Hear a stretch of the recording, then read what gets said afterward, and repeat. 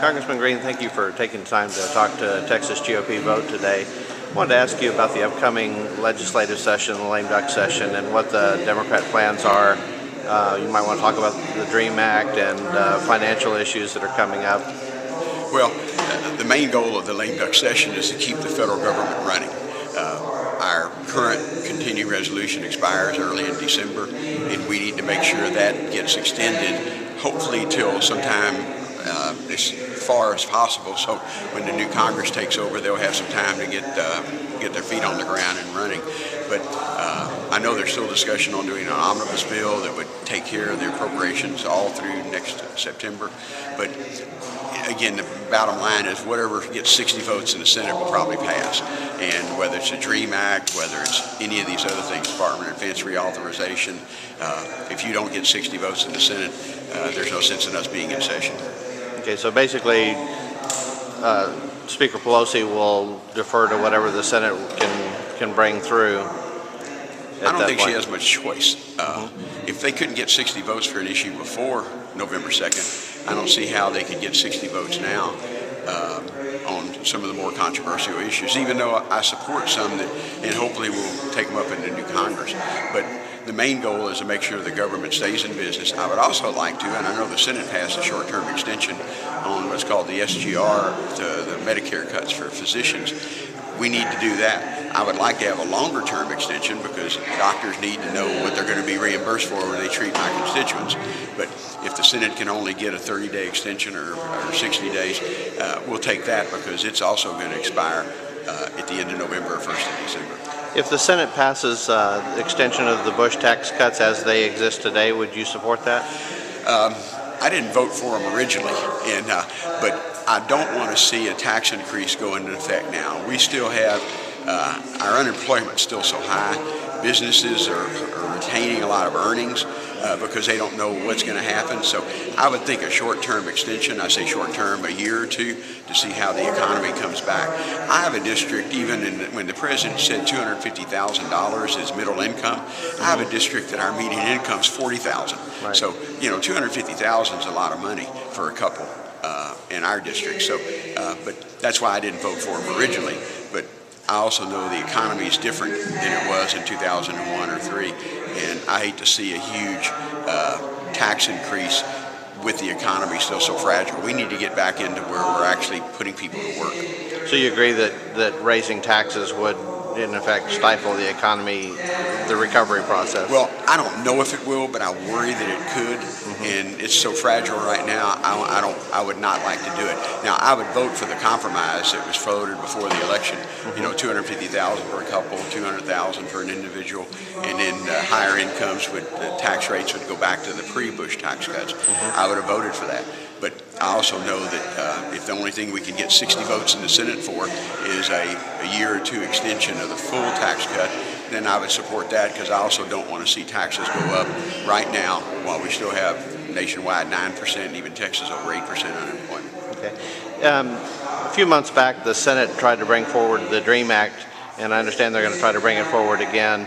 The previous time, they tied it to some very unacceptable to Republican issues like abortion on demand at military bases and the don't ask, don't tell policy. Do you know if it'll be tied to any other amendments like that this time, or is it going to be a straight up and down vote on the subject? I really don't know. I'm actually a co-sponsor of the DREAM Act because I have a district that's 73% Hispanic. I have families who brought their children here when they were 6 months old or a year old, and they're graduating literally from public schools in Texas and even colleges, and they can't have, only under current law, all they can do is go back to Mexico and stand in line like anyone else would.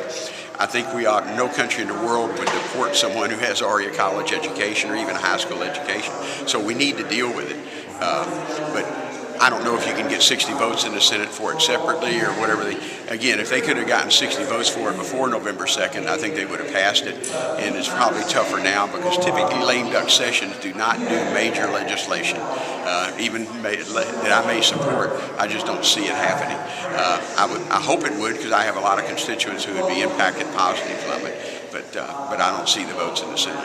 If the Republicans bring it up in the new Congress and tied it to border security issues. Could you support it under those conditions? I've always supported expansion of our border protection.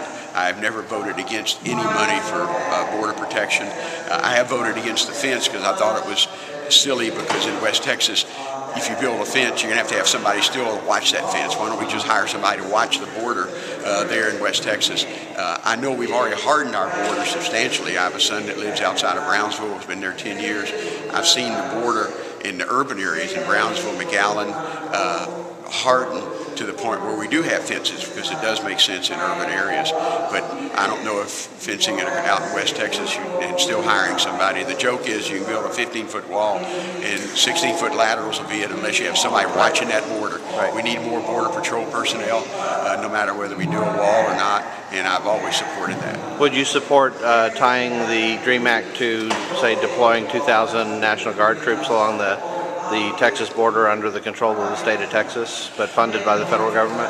Well, it's interesting. The governor can actually call up the state, the National Guard right now. It's just that the state would pay for it, right, instead of the federal government. I don't know if I want to make that decision on that we're going to assign federal pay for federal troops. If those troops are federalized, the National Guard's federalized to the border, like they were a few years ago, and they have been, some of them now, then I want to make sure they're under the command structure of the federal government.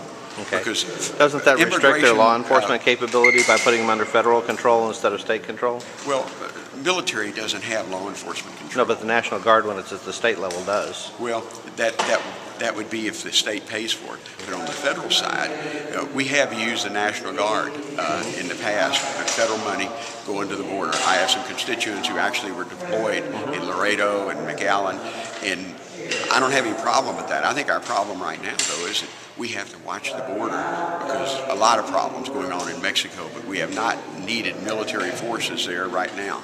That doesn't mean that next month or next year one of those cartels or someone may decide that they're going to attack Brownsville, Texas, or Laredo, Texas, or McAllen, and we need to have the resources there to protect our country. Okay. Now, in January, obviously, your role changes. You go from the majority party to the minority party. How does that affect your role in your district? Well, I'm still going to represent our district. That's what the voters made the decision November 2nd. It might make it easier. I work on energy and health care. Now, the health care bill actually helps our district substantially. Over 250,000 people will benefit from that bill when it's all in effect. Energy work, obviously, I think it'll be a lot better, because I come from an area, I have 5 refineries and a whole bunch of chemical plants. We produce oil and natural gas, and it might be a little easier. The last 4 years, my fight has been within the family on Democrats on energy, and now I'll be able to work across the aisle a lot better. Okay. Anything else that you'd like to say to our conservative voters of Texas GOP vote? I appreciate you as a Democratic congressman taking the time with us. Oh, no.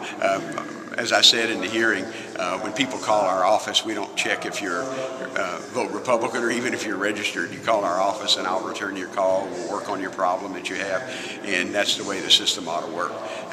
Even the folks who didn't vote for me, I'm still their member of Congress, just like people who didn't vote for Kevin Brady or Ted Poe, they're still the member of Congress, and that's how it ought to be. So the elections are over, and now we'll have to deal with what the voters have made the decision. Okay, well, thank you for your time. Thank you.